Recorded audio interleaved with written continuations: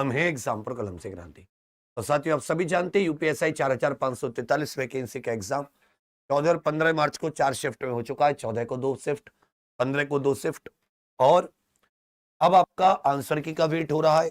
Result कब तक आएगा ये सब दिमाग में चल रहा है। तो आंसर की तो मेरे विचार में आज या कल में आ जानी चाहिए, और ऑफिशियल आंसर की के हिसाब से और एक बार आप चेक कर लीजिएगा। 2-3 क्वेश्चन का अंतर हुआ तो हुआ, क्योंकि कुछ क्वेश्चन ऐसे थे जिनके आंसर मतलब डाउट में थे, 2 हो सकते थे।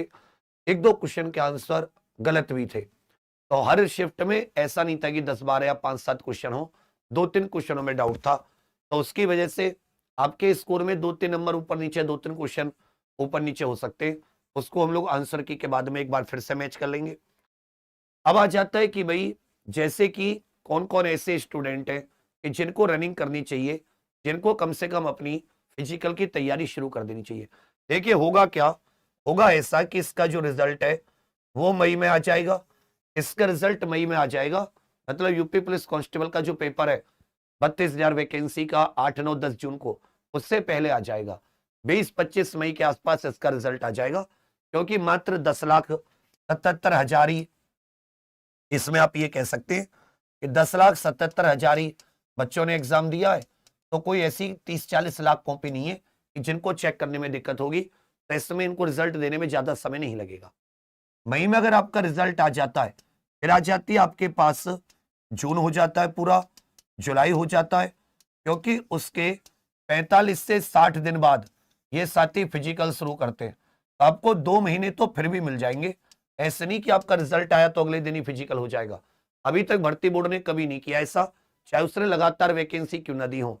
हमेशा 45 से 60 दिन, क्योंकि फिजिकल पुलिस लाइन में होता है, तो फिर वो पुलिस लाइन के साथ साथ पूरा कोऑर्डिनेट करने में उतना समय लग जाता है 45 से 60 दिन का।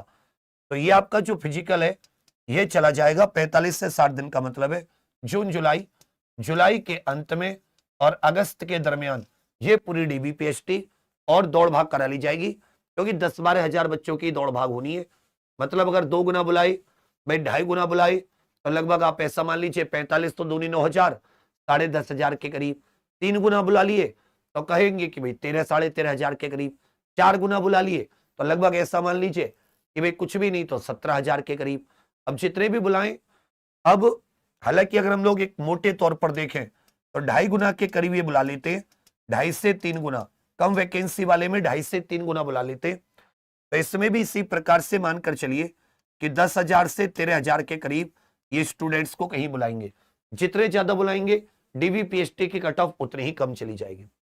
और जुलाई अगस्त में डीवीपीएसटी करा के उसके बाद में आप ऐसा समझिए ये पूरा सितंबर अक्टूबर ले लेंगे आप लोगों को, पूरा अगस्त सितंबर ले लेंगे मेडिकल इत्यादि में। दिवाली से पहले ज्वाइनिंग दे देंगे, मतलब, और ट्रेनिंग दिवाली के तुरंत बाद शुरू हो जाएगी। दिवाली तक ज्वाइनिंग और ट्रेनिंग दीपावली के बाद शुरू हो जाएगी। हो सकता है दीपावली से पहले भी हो जाए, पर जहां तक मेरा आइडिया लग पा रहा है वो दीपावली के बाद का ज्यादा है, कि दीपावली के बाद से आपकी ट्रेनिंग शुरू हो जाए। तब ये तो हो गया, ये महत्वपूर्ण चीज है। अब है कि कौन एक प्रकार से रनिंग करे। भाई देखिए, कोई भविष्य वक्ता नहीं है, कोई मतलब फ्यूचर नहीं देख सकता बिल्कुल एग्जैक्ट, लेकिन एक डेटा नामक कोई चीज होती है जिसके आधार पर इंसान प्रिडिक्ट कर सकता है कि डेटा का रुझान किस तरफ है, या जो डेटा है वो क्या कह रहा है। जैसे साथी अगर हम लोग अपना देखें तो पिछले परसों बताई थी मैंने, पिछले 48 घंटे में उसमें 10-15 हजार एंट्री और हो गई है। तब उसमें 25-30 हजार एंट्री थी, अब वो साथी 45,000 प्लस एंट्री है। तो फिर से हमने जब अपना डेटा चेक किया तो वही रुझान आ रहा है। इसमें आप ये मत सोचिए कि भाई फाइनल क्या होगा क्या नहीं होगा, क्योंकि आपके हाथ में कुछ नहीं है। आप ये सोचिए कि भाई मैं कितने अंक पर एक प्रकार से रनिंग कर सकता हूं। तो इसमें देख लीजिए, जैसे आप जनरल है 14 मार्च की फर्स्ट शिफ्ट की बात करें, तो जैसे मैंने यहाँ पे 130, 133, 135 बताई है रनिंग, इसमें आप 120 प्लस भी है तो भी आप रनिंग करना तो कम से कम शुरू कर दीजिए। महिलाओं की 126 से 128 बताइए, आपके 110 115 के करीब है, आप रनिंग करना शुरू कर दीजिए। 14 की सेकंड में भी सेम टू सेम, कि लड़कों की अगर 120 प्लस है, लड़कियों के 110 प्लस, तो कम से कम रनिंग में ये नहीं कि आप बिल्कुल एकदम पूरे ही ताकत लगा दे। साथ साथ यूपी पुलिस कांस्टेबल होमगार्ड को भी टाइम दे। अगर आप 30 मिनट भी निकाल लें, 30 मिनट आप दौड़ ना पाए, आप वॉक कर लें, थोड़ा सा रनिंग कर लें, वॉक रनिंग जो आपके बस की हो, कम से कम आधा घंटा, क्योंकि देखिए इसमें आपको 28 मिनट मिलेंगे पुरुषों को, लड़कियों की दौड़ और कम है। इसमें मैं आपको लड़कियों की दौड़ बता दूं तो इसमें पुरुषों की 4800 मीटर 28 मिनट में, और लड़कियों की याद रखिएगा 2400 मीटर की जो दौड़ है वो 16 मिनट में। तो दौड़ ऐसी नहीं है कि जिससे आप ना मार पाओ।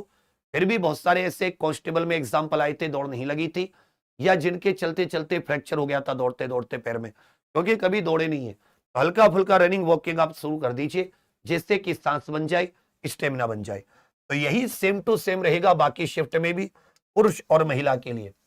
इसी क्रम में याद रखिएगा, आप ईडब्ल्यूएस है तो इसमें 5-5 नंबर कम कर दीजिए। लड़के 115 पर दौड़ लें, लड़कियां हैं तो भैया वो 110 के आसपास दौड़ लें। इसी प्रकार ओबीसी है तो वो भी सेम टू सेम, लड़की अगर 115-120 के आसपास है, लड़के 110। एससी की बात करें तो अगर भैया अगर लड़के हैं आप, आपके 105 के आसपास बन रहे हैं, आप दौड़ सकते हैं। लड़कियां 100 के आसपास बन रहे हैं, आप दौड़ सकती हैं, 95 से 100 के आसपास। इसी प्रकार एसटी में तो आप अगर आपके 85-90 क्वेश्चन सही है तो आप दौड़ सकते हैं। और इसी प्रकार यदि आप देखते हैं कि भाई एक्स सर्विसमैन इत्यादि, तो आपको तो बिल्कुल कमी कट ऑफ है, आप तो अपना दौड़ना शुरू कर सकते हैं। तो ये हो जाता है फिजिकल का। एक बार आप अपने स्ट्रेंथ बढ़ाने के लिए देखिए, जो अच्छे स्टूडेंट है हमेशा से दौड़ते रहे, तगड़ा शरीर है, उनके लिए तो रनिंग कोई भारी नहीं है। 2 महीने भी पर्याप्त, रिजल्ट के बाद में 2 महीने मिल जाते हैं। लेकिन जो कभी नहीं दौड़े या बहुत दिनों से नहीं दौड़े, उनके लिए 2 महीने पर्याप्त नहीं है। उनको तो 2 महीने अपने आप को सही करने में लगेंगे, फिर दौड़ बनेगी। तो जब तक रिजल्ट नहीं आता, कम से कम आप थोड़ा बहुत दौड़ना शुरू कर दीजिए, वॉकिंग शुरू कर दीजिए, अच्छा खाना पीना शुरू कर दीजिए, दूध दही का खाना। और एक मतलब होता है ना, किसी प्रोफेशनल से भी आप सपोर्ट ले सके दौड़ने इत्यादि में, तो उसमें भी कोई किसी प्रकार की मतलब वो भी एक अच्छी चीज है। अब आ जाता है कि हम लोग आगे क्या, तो आपके सामने जिसके कम मार्क्स से होमगार्ड है, उसके बाद में यूपी पुलिस कांस्टेबल है, इसमें अपनी पूरी ताकत झोंक दीजिए। क्या कमी रह गई आपको पता है, उस कमी को कैसे ठीक करेंगे ये भी आपको पता है। कहां आप ज्यादा समय दे सकते थे, थ्योरी पर और फोकस कर सकते थे, तो आपको फिर जूझना नहीं पड़ता, अच्छे मार्क्स आते। इसी प्रकार के आपके कुछ साथी मित्र जो भी 21 वर्ष के हुए हैं, या इसमें पहली बार जिन्होंने एग्जाम दिया 2-3-4 महीने पढ़कर, और उन्होंने अगली भर्ती को टारगेट कर रहे हैं, तो इसमें एक लंबी तैयारी चाहिए। ये अच्छा एग्जाम होता है, लंबी तैयारी चाहिए, पेपर कैसा भी आया हो, तैयारी फिर भी एक लंबी और अच्छी चाहिए। तो आप लोग अपनी एसआई के लिए उन्हें गाइड कर सकते हैं, उनको बता सकते हैं कि भाई जिसका ओवर एज हो गया है, तो इस बार हम लोग ये नहीं कह सकते कि एज में छूट मिलेगी। तो जो आयु है 21 से 28, और जो 21 से 33 ओबीसी एससी एसटी के लिए, और 21 से 28 ईडब्ल्यूएस और जनरल के लिए, तो वही आयु रहेगी महिला पुरुष की। तो उसके हिसाब से जो साथी एलिजिबल हो सकते हैं। तो जो मार्च 2027 है, चुनावों से पहले एक वैकेंसी और आ रही है, आप उसके लिए भी अपना रेडी रहिए। वो 110% एक वैकेंसी, और इसको हम लोग जो रेगुलर वैकेंसी है उसके लिए सरकार से गुजारिश कर रहे हैं कि आप लोगों के लिए रेगुलर वैकेंसी कम से कम 1 से 1.5 साल में, 2 साल में एक वैकेंसी जरूर, जिससे ये जो एज में छूट की चीज है, इससे सरकार को कोई टेंशन ना रहे कि मैं हमें भी हर बार मांगनी पड़ती है, सरकार को भी देनी पड़ती है। तो सबके सब जिसका ये स्कोर अच्छा आ रहा है, जो इसमें अंदर है, वो तो अपना बढ़िया से कीजिए। जो पीछे है थोड़े बहुत, तो मैंने एक आइडिया आपको देने की कोशिश की है, आप भी अपनी वॉकिंग रनिंग शुरू कर सकते हैं। और जिसके कम है, पूरा फोकस होमगार्ड और कांस्टेबल पर डाल दीजिए, क्योंकि अभी आपके पास है, इसको हाथ से मत जाने दीजिए। हम लोगों की क्लासेस शंखनाद में कांस्टेबल के एग्जाम पर ऑफिशियल एप्लीकेशन पर भी चल रही है।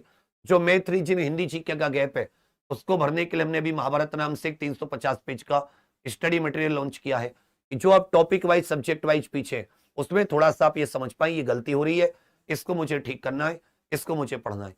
फिर से अंत में कहूंगा, थ्योरी पर फोकस कीजिए। अगर आप नई भर्ती की तैयारी करना चाहते हैं तो एग्जाम पर ऑफिशियल एप्लीकेशन पर आप